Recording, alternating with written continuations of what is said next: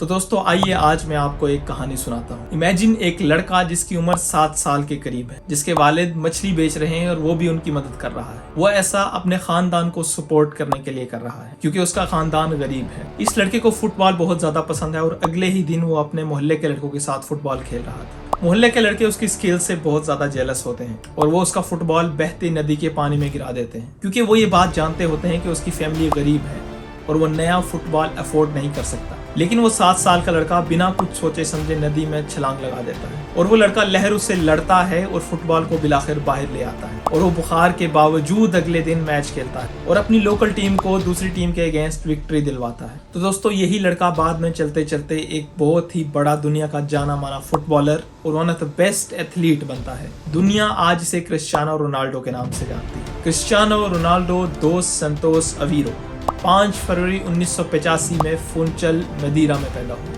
उनके वालिद जोस डिनीस और उनकी वालिदा मेरिया सेंतोस घर का गुजारा बड़ी मुश्किल से करते थे। उनके वालिद जोस एक म्यूनिसिपल गार्डनर थे और उसके साथ साथ पार्ट टाइम किटमैन थे एक लोकल फुटबॉल क्लब में, जबकि उनकी वालिदा कुक और क्लीनर थी। अपनी फैमिली की माली मुश्किलात के बावजूद क्रिस्टियानो रोनाल्डो का फुटबॉल में इंटरेस्ट बिल्कुल भी कम ना हुआ। उनके वालिद एक लोकल क्लब में किटमैन थे जिसकी वजह से उनका फुटबॉल से लगाव और भी बढ़ गया। यही वजह है कि 8 साल की छोटी उम्र में ही वो उस क्लब में ज्वाइन हो गए जहां उनके वालिद काम करते थे। इस छोटी उम्र में भी उनका टैलेंट और उनकी स्किल्स अच्छी खासी जाहिर थी, लेकिन उनकी फैमिली के पास इतने पैसे भी नहीं थे कि वो एक किट बूट्स अफोर्ड कर सकें। इसके बाद 12 साल की उम्र में रोनाल्डो अपनी फैमिली को छोड़कर लिस्बन चले जाते हैं फुटबॉल की यूथ अकेडमी को ज्वाइन करने के लिए। इब्तिदाई मुश्किलात के बाद अब उनकी मुश्किलात और भी ज्यादा बढ़ती जा रही थी। यंग रोनाल्डो एक अपार्टमेंट में रहने लगा जहां और भी यंग प्लेयर्स रहते थे। एक तरफ अपनी फैमिली और घर बार को छोड़ना और दूसरी तरफ लिस्बन आकर एडजस्ट होना, ये 2 बड़े चैलेंजेस थे यंग रोनाल्डो के लिए। लेकिन इन चैलेंजेस के बावजूद रोनाल्डो की डेडिकेशन कभी भी कम न हुई। इस सब सिचुएशन को फेस करने के बाद वो सबसे पहले ट्रेनिंग ग्राउंड में आता और सबसे बाद जाता था। 16 साल की उम्र में मैनचेस्टर यूनाइटेड के स्काउट्स की नजर पड़ती है रोनाल्डो की परफॉर्मेंसेस पर। इसके साथ ही उन्हें मैनचेस्टर यूनाइटेड में पिक कर लिया जाता है और 2003 में सर एलेक्स फर्गसन उन्हें प्रीमियर लीग लेके जाते हैं। रोनाल्डो के ये स्टार्ट के दिन उनके इंतहाई ज़्यादा स्ट्रगल के दिन थे।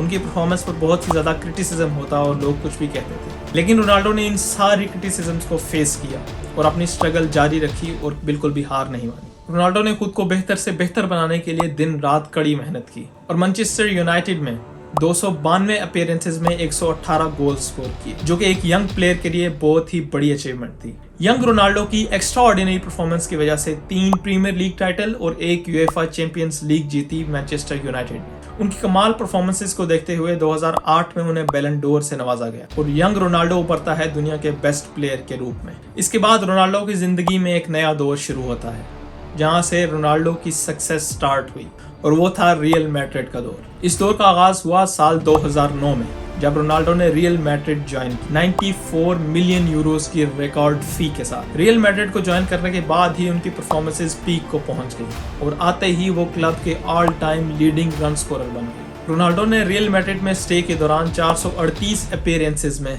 451 गोल स्कोर किए थे। इसके साथ साथ उसने टाइटल्स भी जीते जिसमें 4 प्रीमियर लीग टाइटल्स और 2 ला लीगा टाइटल्स शामिल थे। ये वही दौर था जब रोनाल्डो अपनी पीक पर था और उनका कंपैरिजन बार्सिलोना के लियोनेल मेसी से होने लगा। इस कंपैरिजन और राइवलरी ने फुटबॉल फैंस को एक लंबे अरसे तक एंटरटेन किया। वैसे दोस्तों आपका क्या ख्याल है, मेसी और रोनाल्डो में कौन बेस्ट है और क्यों?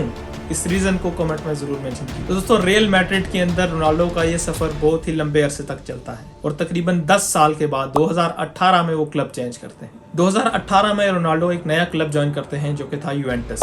यूवेंटस ज्वाइन करने के बाद भी रोनाल्डो की परफॉर्मेंस में कोई फर्क देखने को नहीं मिला और उसी तरह इलीट परफॉर्मेंसेस देते रहे और यूवेंटस के लिए उन्होंने 134 अपीयरेंसेस में 101 गोल्स किए थे। अपना सब कुछ छोड़ छाड़ के एक बार फिर से इटली मूव होना फुटबॉल के लिए उनकी डेडिकेशन और पैशन को शो करता है। रोनाल्डो ने यूवेंटस को सीरी ए टाइटल जीतने में भी मदद की और अब वक्त आता है कहानी जहां से शुरू हुई थी वहीं पलटने का, यानी कि रोनाल्डो ने जहां से स्टार्ट किया था जिस क्लब से मैनचेस्टर यूनाइटेड, उसमें वापसी का। साल 2021 में रोनाल्डो मैनचेस्टर यूनाइटेड में वापस आते हैं। 36 साल की उम्र में मैनचेस्टर यूनाइटेड में वापस आना उनकी गेम के लिए पैशन को शो करता है। इस उम्र में भी रोनाल्डो के अंदर हारने के कोई आसार नजर नहीं आ रहे थे, वो रुकने का कोई नाम नहीं ले रहा था और 36 साल की उम्र में मैनचेस्टर यूनाइटेड में वापस आना गेम के लिए रोनाल्डो के पैशन को शो करता है। अपने फुटबॉलिंग करियर के साथ साथ रोनाल्डो ने और भी बहुत सी फील्ड्स में सिग्निफिकेंट इम्पैक्ट शो किया है। चाहे गजा के बच्चों के लिए स्टैंड लेने की बात हो या फिर चाइल्ड अब्यूज को रोकने की बात हो, चाहे हेल्थ अवेयरनेस की बात हो या फिर अनहेल्दी चीजों को रोकने की बात हो, रोनाल्डो हर जगह टॉप पे नजर आए। 2015 में अपने होम टाउन मदीरा में एक चिल्ड्रन हॉस्पिटल की ओपनिंग के लिए रोनाल्डो ने 5 मिलियन पाउंड्स डोनेट किए थे। उसी साल यानी कि 2015 में नेपाल में अर्थक्वेक विक्टिम्स के लिए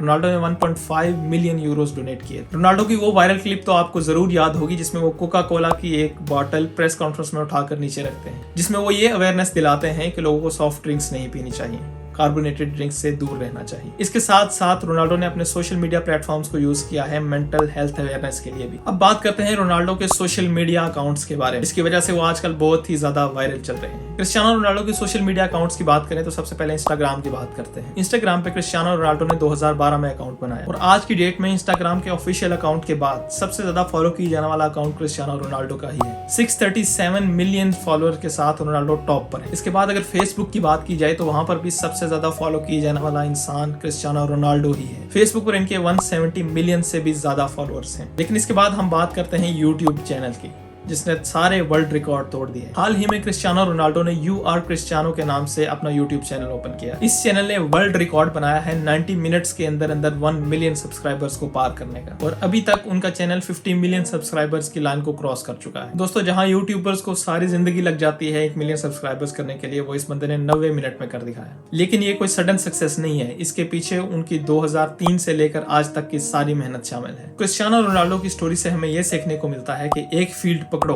और उसमें बेस्ट बन के दिखाओ। ये थी क्रिस्टियानो रोनाल्डो की पूरी कहानी। इस तरह की मजीद इन्फॉर्मेटिव वीडियो देखने के लिए मेरे चैनल को सब्सक्राइब करें, वीडियो को लाइक करें और दोस्तों के साथ शेयर करें। मिलते हैं अगली वीडियो में, तब तक के लिए अल्लाह हाफिज।